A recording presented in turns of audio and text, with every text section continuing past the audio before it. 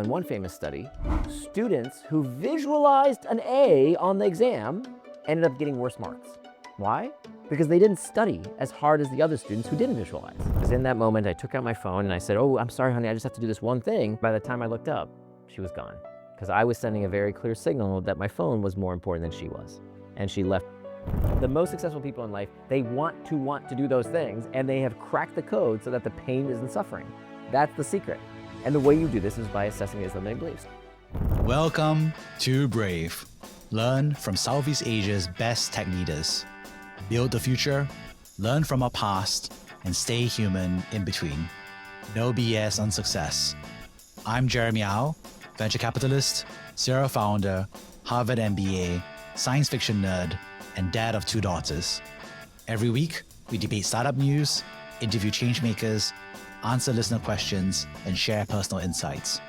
Join our movement of over 40,000 members and get transcripts, resources, and community at www.bravesea.com. Stay well and stay brave. Hey, so excited to have you back on the show. Thanks. It's great to be back in person this time. I know, right? We've recorded a couple episodes throughout the pandemic remotely. That's right. We started during COVID, right? When we couldn't be together. So this is great. We've made it out alive. And now you've written another book. Another book. Fantastic. And I think it's just so amazing to see you just always have ideas, start working on it, slogging through it. And now it's out in success. Congratulations. Thank you. Thank you. Yeah, we're on the 5th week of the Straits Times bestseller list. So Singapore is the best-selling country for the book right now. I think partially because the book is a love letter to Singapore. There's a lot of chapters in the book that could have only been written about in Singapore. So for those who don't know yet, could you introduce yourself? Sure. So my name is Nir Eyal, and I've been studying the psychology of human behavior now for the past 16, 17 years. Started out as a startup founder, sold 2 companies, then started writing about psychology of product design. And that became a blog. That became my first book, Hooked, which became a class I taught at Stanford, the Graduate School of Business, later at the Hasselplattner Institute of Design. Then I wrote a second book called Indistractable. It's about how do you break bad habits.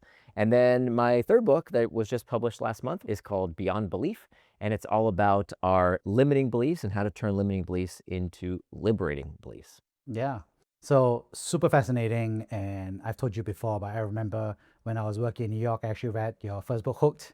Classic paper person, bored, sees it, and then starts flipping through it. And what I got from it was like, I didn't realize how much it was really the perspective of how to get somebody onto your app or your product. And I was like, oh no, I feel like I'm being hooked into those mechanisms, right? And I thought that was quite interesting. So I want to hear a little bit of your evolution about why did you start to be a writer in the first place, and talk about the first book, and then eventually we'll talk about your evolution. But why did you write that first book, Hooked, in the first place? Yeah. So I write books not because I have the answer, but because I want to know the answer. And so for me, writing is the best form of thinking. And my mantra has always been to follow my curiosity. So when my second company was acquired, I had some extra time on my hands, and I thought I was going to start another company. And I was looking around, and I had this very strong hypothesis. This was back in 2012. Okay, so the Apple App Store was only 4 years old.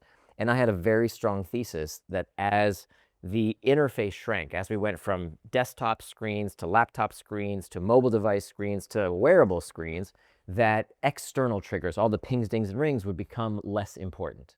Because if you're not on the home screen of your phone, you might as well not even exist. So I knew that it would become critical for habits to change user behavior in a way that Instagram and TikTok and Amazon and Google and ChatGPT and Claude bring us back on our own. It's not even that we get necessarily pings and dings and rings.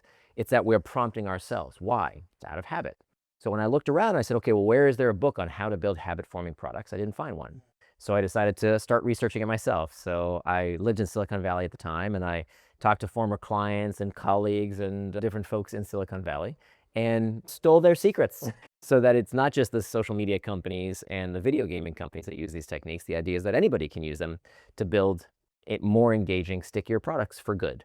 So products in EdTech, for example, like Kahoot, use the hook model to get kids hooked onto learning. Fitbod uses the hook model to get people hooked onto exercise. There's every conceivable industry. Anywhere where you need customers to come back frequently out of habit, you can use the psychology of behavioral design to do that. So that was the genesis of Hooked. there you are, you write that first book and it turns out to be a success. Were you surprised? Kind of. I didn't really know that this was a profession. Like I didn't know how to do. I just self-published actually. My Yeah. first book, Hooked, I just self-published it. My wife designed the cover. We put it out in a PDF. We slapped it up onto Amazon and started selling it. And then it was after we got like 100 reviews that I got a call from my agent, who's still my agent today, Christy Fletcher. 16, 17 years later, we're still working together. And she said, hey, I saw your book's getting really good reviews on Amazon. Why don't you publish it for real? Why did you self-publish it? So I don't know. I don't know what I'm doing. And so she said, well, let's see if we can sell it for real. And so that's when she ran the process and we sold it to Random House. Yeah, fantastic. And that's how you got started. You started making it into a profession. So now I'm curious because now you're going for a profession and then somehow in your head you're baking the ideas of the second book. So could you share a little bit more about that chapter? So I'm always looking for the problem that I have. So I have endless books to write because I've got endless problems. There's always something to fix. And typically when I have a question in my mind that I'm struggling with, a problem in my life, I read everybody else's book on the topic. I'll talk to my wife, I'll talk to friends, I'll talk to anybody I can to get their opinion. And 9 times out of 10, somebody gives me good advice, or I read a book that gives me good advice, and that's it. But every once in a while, maybe like every 5 or 6 years, I have a problem that I read people's books about, and they don't solve the problem, or the book doesn't exist. So with Hooked, there was no book on how to build habit-forming products. It didn't exist. There were books about how to change personal habits, but not about habit-forming product design. And so that's what I wanted to understand, so that's what I wrote. With Indistractable, there were lots of books about how to stop getting distracted, and they were all the same. Stop using your phone. Stop checking email. Thanks, stupid. Like, that's not going to work. Like, how do I just stop checking email? You're going to get fired. That's a nice thing for a professor who has tenure to tell you to do. But real people in the real world, we can't just stop using technology. Why would we want to? It's fantastic. Now, what we should do is figure out how to use it so that it serves us rather than hurts us. And that's what I was looking for. And for me, really, the genesis of Indistractable was this moment with my daughter when we were together and we just had some daddy-daughter time. And I remember we had this activity book of different things that dads and daughters could do together. There was all kinds of little games, have a paper airplane throwing contest, do a Sudoku puzzle. And one of the activities was to ask each other this question, that if you could have any superpower, what superpower would you want? And I remember that question verbatim, but I don't know what my daughter said. Because in that moment, I took out my phone and I said, oh, I'm sorry, honey, I just have to do this one thing. And by the time I looked up, she was gone. Because I was sending a very clear signal that my phone was more important than she was. And she left to go play with some toy outside. And that's when I realized that I had to do something about this. Because it wasn't just with my device and it wasn't just with my daughter. It would happen when I would say, oh, I'm definitely going to start eating right and exercising, but I didn't. It would happen when I said, oh, I'm going to work on that big project today. And yet I'd scroll the news or stock prices or sports scores or everything but the thing I said I was going to do. And so if you ask me today, what superpower do I think is most important? It's the power to be indistractable. And so I wanted to find the deeper reason why we get distracted. And it turns out it's not our phones. The phone is what we get distracted with. That's like how we relieve our discomfort. But really, there's a much deeper psychology around why we get distracted. And people have always been distracted. So I wanted to understand, is it just the phones? Is that really what we should blame? Or is that just the proximal cause? What's the root cause of the problem? And the root cause of the problem is not our phones. There you are, you write the second book, and then between then and now you decide to write a third book, which is about belief. Could you share a little bit more about this? And another personal problem. So with Indistractable, I started doing these office hours where anybody can call me, ask me a question about anything they want to talk to me about. So 15 minutes, I do it every Wednesday night, 1 hour a week. And I started getting some strange phone calls, Jeremy, like these weird phone calls where people would call me. And sometimes they would have to wait for months because there's a bit of a backlog. And they would call it every, like maybe 1 out of 20 calls. Somebody would call me and say, hey, I read your book. I really liked it, but it didn't work for me. And I'd say, oh, well, tell me more. I spent 5 years writing this book, 30 pages citations to peer-reviewed studies. Let's work through it. Let's go one step at a time. Let's see where it broke down for you. Okay, step 1. How did step 1 go? And they'd say, Nir, I read step 1. I totally read it. I just didn't do that part yet.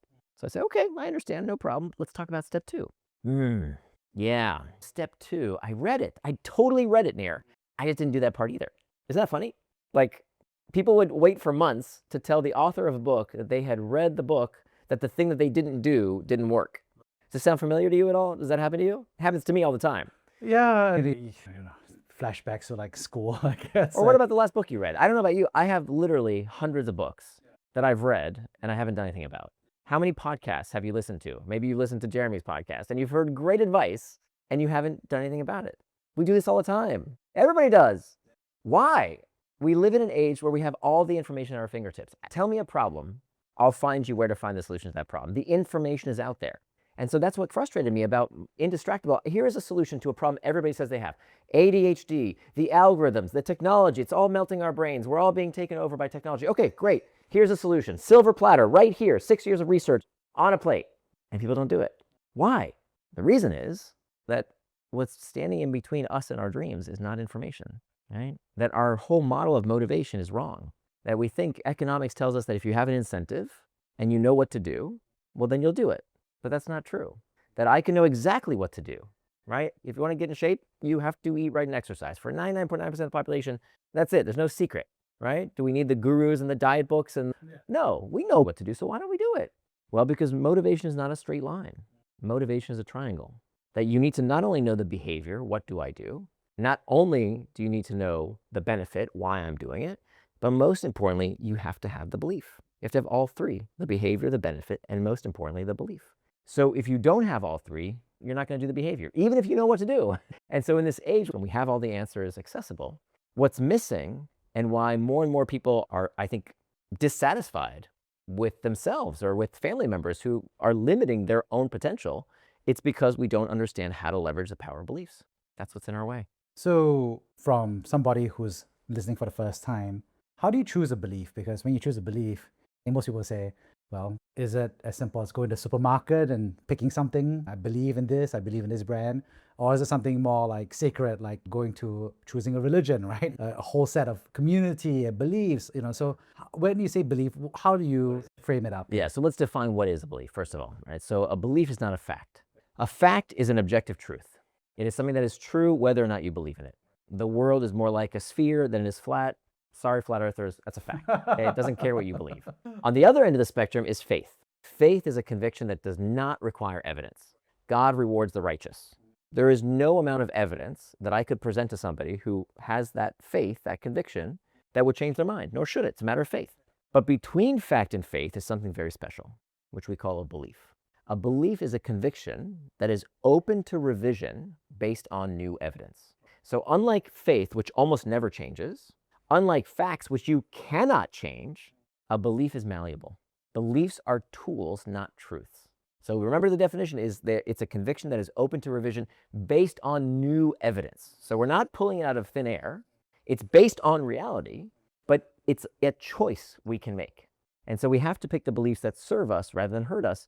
And this is the difference between what we call liberating beliefs and limiting beliefs.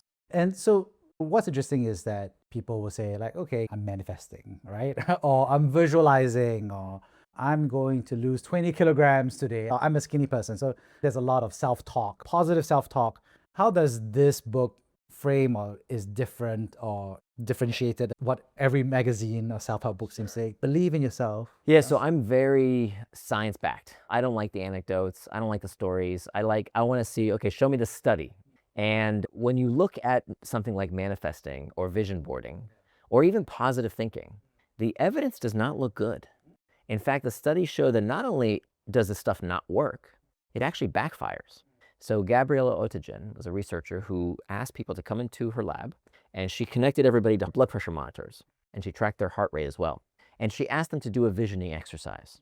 Okay, manifest the future. I want abundance. I want a beach body. I want a good grade on that exam. Envision what you want. Right.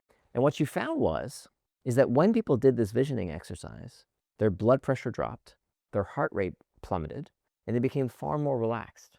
Then in follow-ups, when she called them to see, hey, how have you done on this goal? She found that people became less likely to achieve the outcome they dreamed of. Less likely. Why?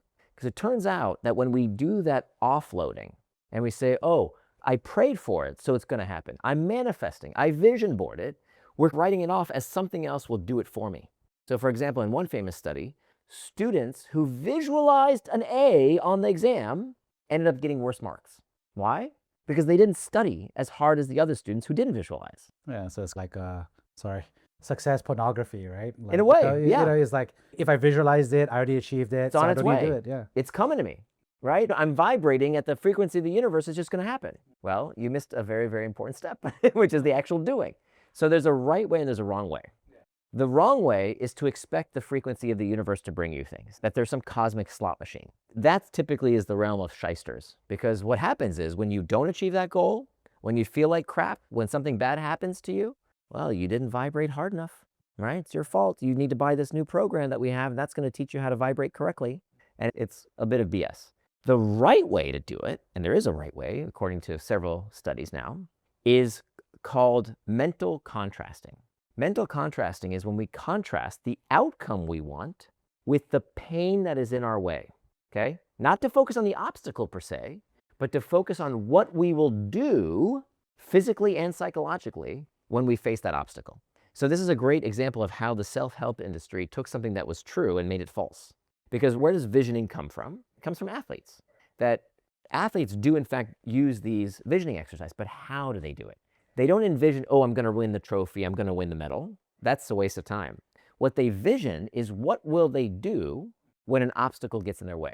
So you listen to Michael Phelps, and he'll talk about how he had practiced in his mind thousands of times what happens if my goggles fall off in the middle of a race. Like, he will mentally rehearse that. Well, what will I do physically? What will I do psychologically, right? That's what we have to do. So I'll give you my case. I used to be clinically obese, not just overweight, but clinically obese. And it didn't work if I just sat on the couch and says, I want a beach body, right? That didn't make me more fit. What helped me lose weight was visioning, okay, when I go to that dinner party on Friday and somebody offers me a piece of chocolate cake and a glass of wine, what am I going to do? Because I really do want that piece of chocolate cake. Say yes. Well, yes, exactly. Say yes. That's what I would have done. Say yes. Why say yes? Yeah. Why say yes? Why say yes? Yeah. Because saying no hurts. Yeah. Yeah. Because you start to look like an asshole if you say, they took the effort to find this perfect cake and perfect bottle of wine. They spend so much time thinking about you, and you're going to say no to them? Exactly. So what's the number one reason we don't achieve our goals? The number one reason. It's not because of intelligence. It's not resources. It's not skill. It's not information. It's that we quit. Number one, of course, obviously, you don't need a PhD for that. The reason we don't meet our goals is because we quit. Why do we quit? We quit because it hurts. Well, why does it hurt? It hurts because we haven't separated pain from suffering. This is the unlock. This is the master key. Just explain more. What's the difference between pain and suffering? Pain is not suffering. Sickness is not illness. Two separate things. One is information, okay? Pain is signal. It's data. It's just information. And your brain is actually taking in way more information than you could ever process. Right this second, your brain, Jeremy, is processing 11 million bits of information. 11 million bits of information is the equivalent of reading War and Peace every second twice. Okay, it's about 1,000 pages of small text every single second. Your brain is processing. The light entering your retinas, the sound of my voice in your ears, the ambient temperature of the room, your brain is processing all that information. But your conscious awareness can only process 50 bits. 50 bits is one sentence per second. Okay, so 11 million bits versus 50 bits. War and Peace twice versus one sentence. So your brain cannot process all that information. So what does it have to do? It has to hyper-focus what you call reality into this tiny pinhole of attention. What you call the real world, it's like the Matrix. It's a simulation that your brain is running ahead of time in order to help you process what it can't possibly conceive of in real time. So your attentional pinhole determines what you experience, and what you experience is determined based on your beliefs. So this is how we separate pain from suffering. Pain is the 11 million bits of information. Suffering is the interpretation of that information. So whereas one person might say to themselves, oh, I'll give you an example. Right now, you started experiencing heart palpitations and getting sweaty, and your muscles all of a sudden became sore and tight. If that happened right now, Jeremy, we would have to rush you to the hospital, right? Something would be very, very wrong with you. But if all we did was change the context, let's say we changed the story, and you felt the exact same signals, exact same information was happening, all the same physiological symptoms, but you were in the gym. If you're in the gym, perfectly normal, nothing to be concerned about. Same information, heart rate, sweatiness, tight muscles, but different context, different story. And so this is how we separate pain from suffering. Pain is just signal. And so we see case after case after case of literally being able to control feelings, right? Not only our psychological feelings, but the state of our bodies, how our bodies feel to us. Now, we can't heal ourselves this way. I don't believe in the placebo effects fixing bones and cancer. That doesn't work. But the perception of those symptoms, absolutely, beliefs can moderate. And so when it comes to a challenge that's in our way, this mental contrasting idea that we talked about earlier, changing the narrative. So what did I tell myself when I go to the party and it feels crummy to say no to that chocolate cake that I really, really want, and to that person who's offering me a glass of wine and trying to be kind to me? I have to have a new story, not what you said, sorry, which is, oh, that sucks, right? That was my old limiting belief, that I'm suffering because I can't. How did I lose the weight?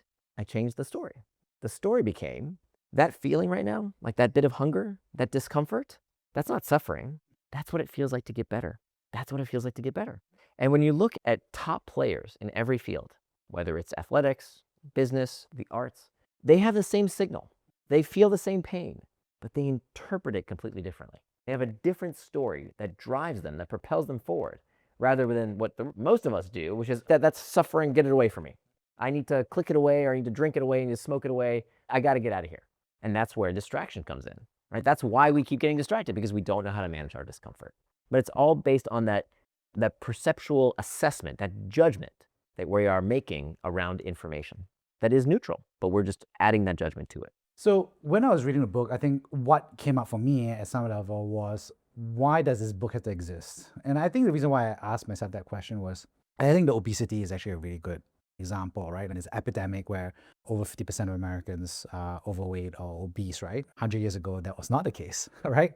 And so over the past 2 generations, 50% of Americans are now in a situation where tradition, heritage, family constraints combined with an environment of ultra-processed foods, cars, whatever you want to call it, but it's created this thing where you have to say to yourself, like, something's not working in the traditional structure, right? Now we're saying it's like, imagine 3 years ago, you had a class of kids and everybody was passing. And then 3 years down the road, 50% of the class fails. And in the obesity one, I think a lot of it is very much like saying, okay, is it a kid's fault in that scenario? Or the other one you can say is a structural problem, right? Where the way you're teaching the class is wrong, where suddenly 50% of the kids now fail over the course of this period of time, right?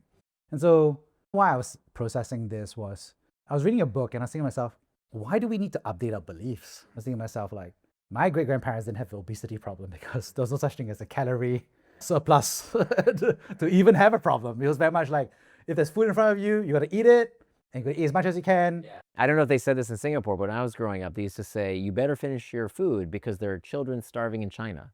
They probably didn't say it here. They didn't say it in China, but they would say it in Africa. They said their kids starving in Africa. Okay, Yeah. But in America, like in my generation, like anybody in my age, 100% of people listening in my age, we all heard this. Children are starving in China, which is ridiculous. Right today, you can't imagine that. You can't imagine that today. But that's an example of beliefs that worked well, because for most of humanity, like, people were starving. People were starving, right? You better eat when you can. Right. And the person who was too skinny when times were bad, they'll be in trouble in 1 to 2 weeks, right? It's interesting because when I was reading this book, I was like, okay, we have to update our OS, right? Which is actually an interesting dynamic. I'm just curious if any points or thoughts about that as well. Yeah. I think it reminds us appropriately that this is the price of progress. That as much as we complain about how difficult things are these days and how much our environment shapes our behavior, et cetera, and how much struggles we have, and I don't mean to minimize that. Lots of people are struggling. Lots and lots of people are struggling. But even with all that, even with all the wars and the hardship and the poverty and all the bad things in the world, can you name a time when it would have been better to be alive? Not is the world free of problems. Clearly, anybody who says the world is free of problems is insane. But when would have been better? Obviously, I can't speak about the whole world, but at least in my generations and my prior generations, they lived through Japanese occupation, World War II, World War I, Civil War. I would much rather deal with a few extra pounds than the Japanese occupation. Yeah, exactly, right? And actually, these are encoded family beliefs that pass on parent to child, and even myself to what my child is. Right. So our beliefs come from somewhere. Most of our beliefs serve us, right? They're handed down either culturally or just through our life experience. Problem is that we can't see our own limiting beliefs. They're always hidden to us. They're like our face, right? We all have them. We wear them around. But if I said, Jeremy, look at your face. Look at your face. Go ahead. You cannot look at your face, right? You can look at your hands. You can look at your feet. You can't look at your own face. You can see other people's faces, right? You can see my face, just like you can see everybody else's limitations. You can see your wife's limitations, your colleagues, your kids. You can see all their limiting beliefs, but you can't see your own unless you reflect. So that's what's so important about this process. That's why this book has to exist. That's why I wanted to write this, because for me, I was blinded to my own limiting beliefs because they felt like facts, right? It's hard for an obese person to exercise. Jeremy, stop telling me about my limitations. The food industrial complex is keeping us fat. McDonald's food is artificially made to be super delicious. And I had a list a mile long about why the reasons I wasn't able to do what I wanted to do was because it wasn't my fault or my responsibility. There were limitations which were factual. And it wasn't until I realized, wait a minute, this was a cage of my own device. I had designed this cage and locked and thrown away the key. And so it wasn't until I could start looking at these limitations for what they are, not just with my health, but with my relationships. The amount of suffering that I caused myself with the relationships in my life, just even day-to-day stress and anxiety. Like I would spill a cup of coffee. Just the other day, I spilled a cup of coffee, okay, and it smashed on the floor. That would have really annoyed me. That would have, between everything I had to do with the kid and the business and this, that would have really pissed me off. I don't suffer anymore, right? Because a limiting belief is a belief that decreases motivation and increases your suffering. A liberating belief is a belief that increases your motivation and decreases your suffering. So I was on a webinar recently with some of my blog subscribers that have read my previous books, and one of them typed into the comments something I thought was interesting. She said, "Do you find this book has made you happier? You look happier." And I was like, I don't think I'm happier. It's just that I don't suffer as much, right? That I think I have greater control over what used to control me. My suffering used to control me. Versus now I can say, why am I choosing to suffer? Like, why is that serving me right now? Right. And that changed everything, because it wasn't these external circumstances doing it to me. I realized, like Neo unplugging from the Matrix, that this was happening up here, that the things that were holding me back weren't laws, right? They were just beliefs, and I was inventing them.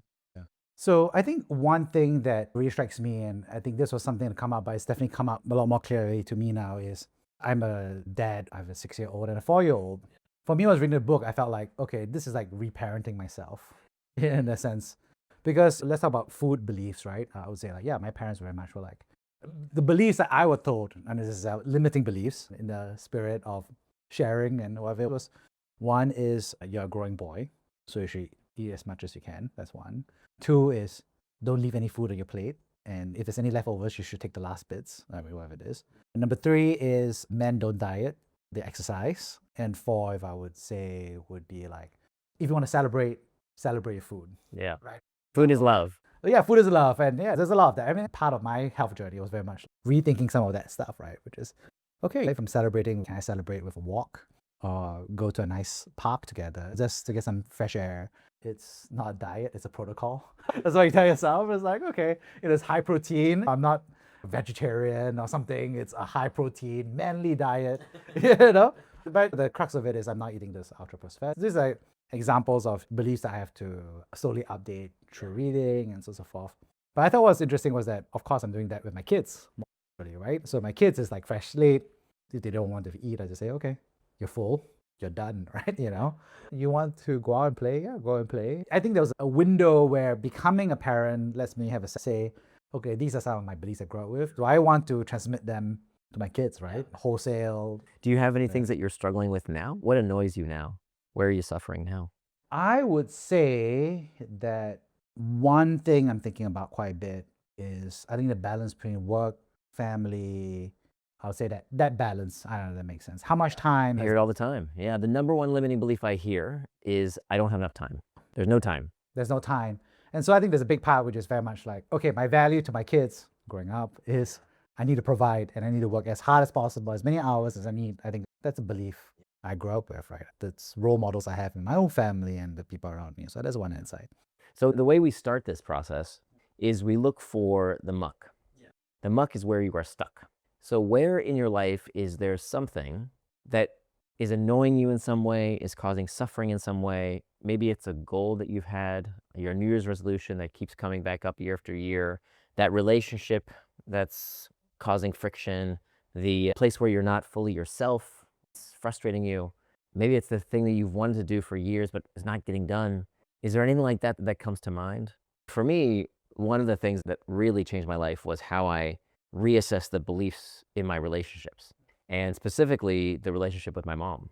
So I always believed my mom was very judgmental and very hard to please. I don't know if you have a mom like that, or maybe a mother-in-law like that, or someone in your family like that. Is this the public podcast? Yeah, Or just kidding? could be. Yeah. It's like- They don't have to know. But for me, it was that my mom. I always saw my mom as just a very judgmental person. So a few years ago, it was her birthday, and I wanted to send her some nice flowers. The problem was I was here in Singapore, and she was on the other side of the planet in Central Florida, where I grew up. But I stayed up late, and I called the florist, and I made sure they had exactly the flower arrangement that I knew she would like. And I stayed up late, and I made sure that it was the best florist in town to deliver those flowers on her birthday. And I went to bed that night, and I thought, Mom's going to call tomorrow and tell you what a good son you are. That's not what happened. Oh, no. What happened was that I called her the next day. I said, "Hey, Mom, happy birthday. Did you get the flowers I sent?" To which she said, "Yes, I did. Thank you. But just so you know, those flowers that you sent were half dead. So don't order from that florist again." To which I said, "Well, that's the last time I buy you flowers." And it's something that I later regretted, but that's what I said in the moment. And my wife, who was sitting right next to me, we write together. She's my editor. And she turned to me and she said, "Nir, would you like to do a turnaround on that?" Because she heard the whole conversation. To which I said, "No, I don't want to do your touchy-feely hocus pocus. I need to vent. That's what we're told to do. When someone offends us, we have to tell them how we feel, right? We have to get it off our chest. We're not supposed to hold our feelings inside." But I knew enough to know that doing that doesn't help. That when we vent about people, whether it's your boss, your coworkers, your family members, it doesn't help. It actually just reinforces your beliefs because we don't see people as they are. Just like I told you about how we don't see reality as it is. We don't see people as they are. We see our beliefs about people. More accurately, we don't see people as they are. We see people as we are, as we believe them to be.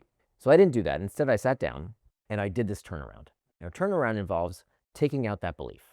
Okay, what's this belief that's causing you suffering? My belief that was causing me suffering, that was annoying me, was my mother is too judgmental and hard to please. That when I boiled it down, that's what was pissing me off. My mother is far too judgmental and hard to please. Do you have something like that in your life that you could share? Can be about anything. Yeah, I think the one I've been working on, and frankly, I've been doing the workshopping, is actually that triangle between work, family, and health. So I think this is a bit piece. And I would say that between the three of them, I'll sacrifice health pretty far. So that's because, again, it's a stack of multiple beliefs, right? Which is you got to work to provide, which is, I think, true at the economic level. Obviously, I want to spend time with my kids, but I do think I sacrifice my health. Now, my health is much better compared to 6 years ago, right? And public my results, my biological rate of aging by genetic test is slower, it's good. So what's the belief? What's the thing that you think is a fact that's holding you back? I think the one that I had to rewrite, I literally wrote this down, and I had, thanks to the help of AI, actually, I was like, how do I psych hack myself a little bit? But the one that I did, and it's only been about 6 months, was something similar to the lines of like, I'm too busy at work, I have to be at work, I want to spend time with my kids, so I don't want to take time out. There's no time to exercise, which is I think the next level that I want to get to, right? Peak performance. Does that feel like a fact? There's no time to exercise? Yeah, so I think part of it was that I had to rewrite that, right? And what I ended up rewriting that, which I still think to myself is, and like I said, I didn't come up with that, that was AI helping me workshop that, was the concept of I'm borrowing time from the future of my kids. Interesting. Well, give me a real fact, something that still feels like the fact to you, that's in your way. What is the fact? The fact is, to me, I have a very busy job, right? That spends many hours. But that's back to there's no time to exercise. Yeah, and then is there something? But you've already solved that one. You've already overcome it. Time to exercise still partly, but I think the book is a good reminder of continuing through that process, right? So there are ways to do it, right? One is I organize events for after 8 p.m. after bedtime. Go for a walk with friends. I think that's one way. I get a personal trainer. I work with them twice a week. I sign up for events like High Rocks and big events. But I detect there's some deeper suffering here. But it's not my... Because you have all the tools, you have all the practical application, but I'm getting the sense that you have still some dissonance. Definitely. I'm definitely pulling these things. These are the tools that will... Most of it. These are routines I'm slowly plugging into my calendar, and I'm going to do them because I'm going to invest on that on time with my kids. But it's not something I'm like enjoying. I really enjoy time with my kids. I enjoy my work. And my time with my trainers, I'm just like, okay, I'm here. I'm going to do this for the sake of my kids. And hey, it's less painful over time as you build rapport. But in my head, I'm like, yeah, this is not the same like when I was in my 20s. All of this was very natural to me. I enjoyed my time in the military. So is it that you don't enjoy it or you don't do it? What's the problem? Yeah, I'm not enjoying it. That you don't enjoy it? Yeah, I mean, I'm doing it out of obligation. obligation. I watched one of those videos where somebody's dad died pretty young, And then I was like, because of ill health. And I was like, those videos helped me solidify why I shouldn't die early for the sake of my kids, and therefore I should have health. But I do think to myself, yeah, if there was a belief structure, I'd be like, I know, I enjoy. Yeah, that was what. What do you do right now? What's the part you don't enjoy? I'm just being very disciplined about that process. So it's like personal trainers twice a week, like I said, sign up for events as milestones, train up. You sign up for events like marathons or like what would Yeah, like high high rocks rocks or like marathons, like 6 months in advance. But then you don't enjoy it. I don't enjoy it. I sign up just as a way to me, like, okay, there's something for me to work towards. And then at least as I know that I train up to some acceptable level and I don't get injured and I clear it, I'm like, okay, at least I'm hitting my requirements in a sense. But if I think about it from the context of the book, yeah, I think about my 20s. I really enjoyed cycling around campus. I enjoyed my time in the military, exercising, whatever it is. Do you still cycle? Not as much. So sometimes now my wife is like, okay, let's try to get back into a little bit of cycling. So there's a couple ways out, right? Like the goal of a liberating belief is to free yourself from suffering and increase your motivation. So when you hold yourself to whatever is happening right now, it sounds like, I can even tell from your body language, the way you're talking about it, you have decreased motivation to exercise. Yeah, exactly. You asked me, Jeremy, go crush out and hire the team for the company that you're working to build. I'm like, no problem. You're excited about that. Bam, bam, bam, bam. I crashed out 15-hour day. I'm going to go sleep. I haven't seen this on. Jeremy, you're going to have a great time with your kids this weekend. Bam, no problem. So what's the difference between spending time with the kids, working on the business? What's the underlying belief there that you have versus the beliefs you have around exercise that makes you decrease motivation and increase suffering around one thing and not the other? Because here's the thing, why is all this important, right? The number one reason we don't accomplish our goal is because we quit. So in order to not quit, how do we find a way to persevere? How do we flip a switch that helps us continue longer? And so the secret, the life hack is that you're taking in that data that currently you're interpreting as suffering, and you need a new liberating belief so that your brain doesn't interpret the signals as suffering anymore. So right now you have these liberating beliefs around work, around your kids, where you have motivation, you're not suffering. I want to get to the bottom of where that happens for you for exercise so that you can flip that switch, so you no longer have to suffer. I know. I would love to have that too. Yeah. Because then it won't become effortful anymore. Then it becomes a joy. Then you'll be like, I can't wait to exercise. Yeah, I can't wait to have fun. Right. I can't wait that, to cycle. That is the life hack. That would be great. Yeah, that'd be great. So what is the difference? What is the beliefs that you have around work and being with your kids that are different from the beliefs you have around exercise? I got one. Tell me if this resonates. Yeah, go for it. Yeah. I have to exercise. Yeah, I think that's one. Versus, obligation, yeah. I don't have to be with my kids, or I don't have to build this business. Yeah. I want to. Does that resonate at all? Yeah, I think that's one part of it for sure. Because you said something about how, like, I have to register for events. I have to obligate myself to do these events. Does that resonate at all? Yeah, I think there's an obligation for sure. I think there's one part. I think another part I like is, I think another part I'm just talking out loud. I was just saying out, it's like, at least for work and for family, I do feel like there's a strong sense of legacy and building, and I don't want to say compounding. It's an investment. I don't know. I enjoy building. I think that's... you can see results. I guess see results. My kids are growing every day, having fun. You see them getting smart, having more fun. And I enjoy that time, and I know that there's just going to be... I'm going to give them as best a start to life as I can, and I can't wait to see who they become. I can't see that. I would like to see that flourishing. I think for the company side too, I enjoy teams. I love building teams. I love coaching. I love high performance, and I like the people I see take wing, but also see something that people think wasn't possible become possible, and then become inevitable in the sense that everybody's like, oh, it was always going to be successful anyway, right? So I enjoy that building, and I think both of them have a very strong sense. To me, I think a very strong sense of like stewardship, community. So it sounds like you're seeing progress with some things, and maybe not others. Maybe you're not seeing that much progress when it comes to exercise, and that makes it demotivating. Yeah, for sure. I think there was a part where, I wouldn't say easy, it was hard, but I was also clinically obese. Now I'm like on the high end of like whatever, the borderline of normal weight and overweight, but my health markers are very good now in that sense. So that was good because I was like, okay, I am solving something that's going to screw me over. If I keep going this route, that's going to make me diabetic, hypertension, low testosterone. These are all things that will kill time or kill my life in that sense, right?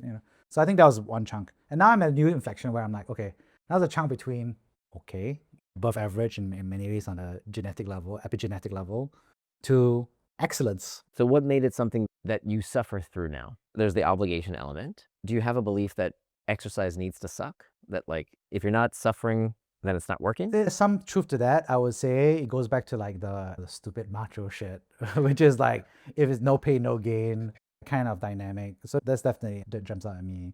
I think another part of me is just like, I find I might be crazy saying this, but I don't know. I just don't feel like a sense of mission in exercising. I don't know if that makes sense. Like, You can't see the progress. it's not progress. It's like, how does it make, the world a better place in some ways, right? So I like building companies in healthcare and self-help. Like, it helps people, other people. I know it doesn't make sense. And then I like having my kids because I have them. I think maybe we're talking about like exercising, and I don't know, it just makes me feel like, am I just trying to take care of myself? Selfish. Yeah, Okay. selfish. Maybe it's Exercising is yeah. selfish. Yeah, it's like a vanity. Yeah. I don't necessarily know if I believe that, but fully. But I imagine like a world where I'm like, okay, that's So exercise is vain. Exercise is an obligation. Exercise is suffering. You mix those. that would be the worst versions of, And I'll say it's more like relative to the others, because for me it's like taking care of my kids is selfless. Yeah. It's fun, and was it? Not an obligation. And it's not obligation. I choose to do it. So this is beautiful. So what you've uncovered, you remember how we talked about how limiting beliefs are always hidden to us? So this was causing you suffering in your life and making something not fun, that's something you were not looking forward to. And I would bet if you didn't address this, you would do it less and less and less and less, which is something that you may look back on and regret, because it's a behavior you know you're capable of doing, you want to do, you just want to do it. Yeah, of course. Yeah. That's the problem. That's the problem for all of life. Right? That's exactly right. The most successful people in life, they want to do those things, and they have cracked the code so that the pain isn't suffering. That's the secret.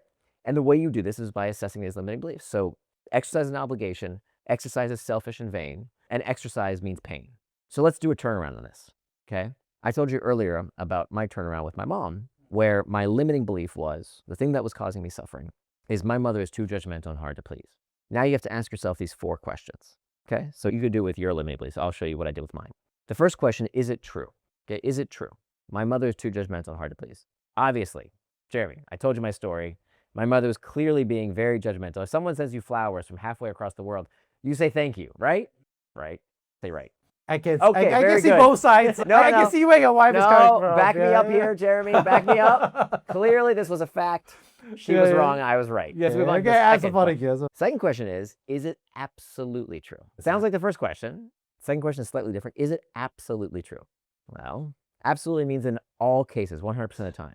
Could I be 100% sure that she was being selfish? She did thank me for the flowers. Yeah, she did. She was saying a statement of fact. Flowers didn't look so great. So maybe she was trying to help me. Okay, maybe. Could be. Tiny wedge Crack, there. exactly. So now what this question reveals is that what I thought was a fact wasn't a law of physics. It was a belief. It was up here. Okay? You can do the same with your beliefs. Exercise is an obligation. Exercise has to be painful. Exercise is vain. So let's take one of them. Which one feels most true to you? Before we go into that, I think what's very true is that in the military, I was very fit. And I think that in the world where I signed on as an officer, and I've always had the jobs of being a first responder, like a fireman or a soldier, has always appealed to me. I would say that. And I'm very sure that if I stay in those occupations, I would be very You would be very fit. Because it would feed directly. I love how you did this, because what that revealed to me is when we keep as many variables constant and we look for what changed. So in the military, exercise was still hard, yes or no? Yeah, of course, yeah. In the military, exercise was still obligatory, yes or no? Very debatable. There's part of it that was very mandatory, and there's a part of it where it was obligatory to go to that Pretty gold level. obligatory, And right? I push for it. You get more money if you're Yeah. fit. You get. I would say it's pretty. If you're in the military, there's an Yeah. obligation. Yeah. In the military, there's also meaning, Yeah, there's meaning. Yeah. right? Yeah. And now you're in a circumstance where when you exercise, you don't have meaning anymore. You're exercising just for yourself. So of those 3, in the other circumstances, you had the obligation. That didn't change. It was hard. What changed was in your life is that now there's no reason to exercise other than taking care of Jeremy. And so I think that, from what I hear, is probably the most pertinent limiting belief for you. That exercise is selfish. Exercise is vain. I'm just doing it for me. And you're a very giving person. Yes or no? Right? Like, things for you have to be meaningful in order for you to want to do them. Yeah. And actually, that reminds me is in the classic story is healthcare. Is like there's so many doctors who are just burned out because they're caring for other people, Yeah. but they're not They taking don't care care of themselves. It's a very common story. Right. I find myself in that. You can call it. I empathize with that. Yeah. So that act of doing something just for me and my health feels selfish to you. Right. So let's just work for this one for the sake of discussion. So I want you to go through this exercise. Is it true that exercising is selfish? I would say not as selfless as my other activities, but Okay. But more uh, selfish. more selfish, Okay. Is it yeah. absolutely true? Oh, For any case where yeah, of exercising, course, like being in good health lets you take care of your family. Because if you're sick, you can't take care of your family. Or if you're dead, you definitely can't take care of your family. And vice versa at work. If you're not sleeping well, you're not a president manager, you're not a good boss, good team level. So many ways that beautiful. Yeah, yeah. All right. So let's go to the third question. The third question is, who am I when I hold on to this belief? So when I believe that my mother is too judgmental and hard to please, I was short-tempered, I was not very kind, and I was this like 13-year-old version of myself. Fourth question, who would I be without that belief? If I suddenly had a magic wand and poof, I don't have that belief anymore. It doesn't even enter my consciousness that my mother is too judgmental and hard to please. How do I feel? I suddenly felt lighter. I felt kinder. I felt more like myself. So let's try this for you. So I want you to feel for a second, exercising is selfish and vain. Just embody that for a second. Feel it as a fact. Exercise is selfish and vain and meaningless. How does that feel? Like, what does your body feel like right now? Yeah, you wouldn't be a wise choice. It'd be like, Don't lead with your head. Feel with your body. How does it feel when you embody that belief that exercise is vain and pointless or meaningless and selfish? When you believe that, how does that feel when you embody that belief? yeah, I think it doesn't feel great. It's not, How do you feel right now in your body? it's dissonant. It doesn't feel, it feels weird. Yeah. Feels weird? Do you feel anything energy-wise? Tired? Do you feel more motivated? Do you want to jump up and do something? Do you want to take a nap? How do you feel physically when you really think? Sit in that for a minute. Exercise. No, I think if somebody is just saying that out loud, it does feel more. To me, it would be. It feels yucky, right? To me, it's like, that sounds like a yucky statement to say. Yeah. Okay. All right. So let's go to question number 4. Let's say you could make that instantly dissolve. It disappeared. It doesn't enter your consciousness that exercise could possibly be selfish, vain, and meaningless. Close your eyes for a second. That thought doesn't exist anymore. You're free. I'd make it disappear. Exercise is no longer selfish in any way, shape, or form. Like, take a deep breath for a second and just sit with that. That thought doesn't exist anymore. You're free from the chains of that thought. How does your body feel? I would say I'm a bit pensive. I don't know if that makes sense, but it does feel a little calming. Yeah, when I think about that. Good. I can. Yeah. You can open your eyes. Well, why pensive? I don't know. I mean, no, I think when I was just thinking about this, it goes back to my kids. Was like, would I want my kids to believe this? That's what I was thinking. At least my brain was thinking. And I see myself like, no, I would like them to enjoy exercise in whatever way they like it, because I would like them to live a long life. I would like my kids to. But how do you feel? I don't know. It's not happy. I get the sense you still feel it's true. I don't know. I want you to imagine it's not true. That's so tough. It's like imagining there's no pink elephant. Let's try the opposite. Right. So this is where you do the turnaround. The turnaround is where you ask yourself, could the exact opposite be true? So what's the opposite of exercise is selfish, meaningless, and vain? Exercise is not selfish, meaningless, and vain. How could that possibly be true, that it is not selfish, meaningless, and vain? Yeah, I think it could be. It is for many people. Yeah, I think in my scenario would be further exercise would be meaningful because it lets me be a better person both with my family, at work, with my colleagues. I can be more present if I'm. But you're still assigning meaning. Do you notice that? You're still going back to, I'm doing it for other people, and now I need to set the example for other people. You know what you're totally missing that you're not seeing? Yeah. Is that you used to enjoy exercise for its own sake. Yeah. And that never crosses your mind. You see how our limiting beliefs blind us? You loved exercise, you told me earlier, when you used to cycle just for fun. And now you are so convinced that it's a fact that exercise is vain and meaningless that you keep bringing it back to, well, it's because I'm setting a good example for my children. Well, it's because so I can live longer for my children. Well, it's because constantly for somebody else. It doesn't even cross your mind. Your brain won't let you even see the possibility that exercise can be done for its own sake, just because it feels good, right? It's okay to have things in life that are just because they feel good, right? Like you can eat porridge every day, or you can eat things that taste good. You can have sex for fun. You can go look at beautiful artwork because it's beautiful. You can move your body in such a way just because you like it. But that doesn't even cross your mind because your beliefs have been so narrowly focused to constrain over, well, if it's not serving others, it's not worth doing. Which, ironically, when you believe that, makes you less motivated to do it and suffer more when you are doing it. Because now it feels like a stupid obligation. Versus, oh my God, I have a body that can do awesome things. It's really fun. So for example, when I got into fitness, I remember focusing on not, I got to run a marathon and I got to do this. All I would focus on was when I would go for a jog, the wind passing through my hair, like just focusing on that sensation of, that feels really cool that like I'm going fast. And just for that sake, how does that resonate? That's actually really powerful. You're right. I don't think I've enjoyed exercise that way. But yeah, I do remember, undergrad days, cycling for fun, cycling from place to place and enjoying the speed and everything. So much to unpack. Well, unfortunately, we're getting close to time. But thank you for your therapy session. My pleasure. I appreciate it. So where we didn't finish up, if we had some more time, is taking that limiting belief, that exercise, whatever you believe it is, whatever feels like a fact, that it's, and you can tell that your brain is doing everything it can to not let you change your mind. Your brain constantly wants to suck you into passivity. So same thing with me and my mom. So I had to unpack that belief, ask myself if it's serving me.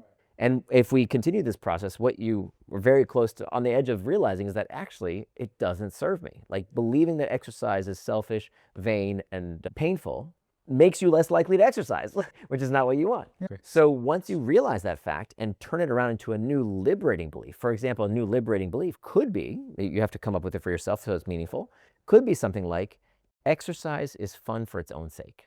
And if it's not fun, I'll find something else. Like you could adopt that new liberating belief, and every time you're about to sign up for that High Rocks and it starts feeling like an obligation because it has to be meaningful and it has to involve suffering, you can say, no thanks. I'd rather go on a long walk because that's fine. The idea here is you actually make yourself more motivated, because people think, oh, well, if I'm just going to like make up this belief out of whole cloth and like just delude myself, well, then I'm going to be less likely to do the thing. It's the exact opposite. When you reduce the suffering, you also increase motivation to do the very thing. So when I thought my mom was selfish and judgmental and hard to please, what's my motivation level to work on that relationship? Very little. Whereas when I freed myself of that belief, and we didn't get into how I did that, but that's a big part of it, now I wanted to work on that relationship. It doesn't mean I have to be best friends with her, but it means I was more likely to work on that relationship, and I decreased my suffering as a result. Wow, that's a lot for me to unpack, and sounds like maybe we have to do a sequel conversation in the future. Part two. It was like, so on that note, I'd love to paraphrase and summarize the 3 big takeaways I got from this specific conversation. First of all, thanks so much for sharing about, I'll say, your personal journey as an author between the 3 books, between Hooked, Indistractable, and now Unbelief. So it was just fascinating to hear about the evolution, the problems you're just trying to understand, and how you got into that writing process. So I think that's really helpful. Secondly, thanks so much for sharing about the key frameworks and thoughts about the book. So talking about why beliefs matter, how it changes parameters for people. And you also gave some personal examples about in your own life regarding your own mother. And lastly, thanks so much for providing me a guided exercise. My pleasure. Hopefully it helps. For myself, let me see what I can do. Let me workshop this a little bit more. But I think there is some truth. I do believe that you're right. I think it was nice to have. Well, you're right. It's up to you. So the nice thing about these beliefs is that you don't have to adopt them forever. Remember, your brain hates changing its mind. So you're not changing your brain's mind. Right. All you're doing is trying on a different lens, right? It's like when you go to the optometrist, you try these lenses or that lens. You see which ones make the world look more clear. Try it on. Like maybe for 1 week only, you are going to decide to believe that exercise should be done for its own sake. Not obligation, not mission, not giving. Exercise should be done because it feels good. Just try it on. What happens? Are you more motivated to exercise? Do you suffer less when you do it? And if that doesn't work, you can always go back to your defaults. Yeah, that's the worst case, right? That's the worst case. Worst case. Right. Yeah. Best case is it becomes fun and you do more of it or whatever it is. Yeah. On that note, thank you so much for sharing. My pleasure. Thank you. Good to see you. Thank you for listening to Brave. If you enjoyed this episode, please share the podcast with your friends and colleagues. We would also appreciate you leaving a rating or review. Head over to www.bravesea.com for member content, resources, and community. Stay well and stay brave.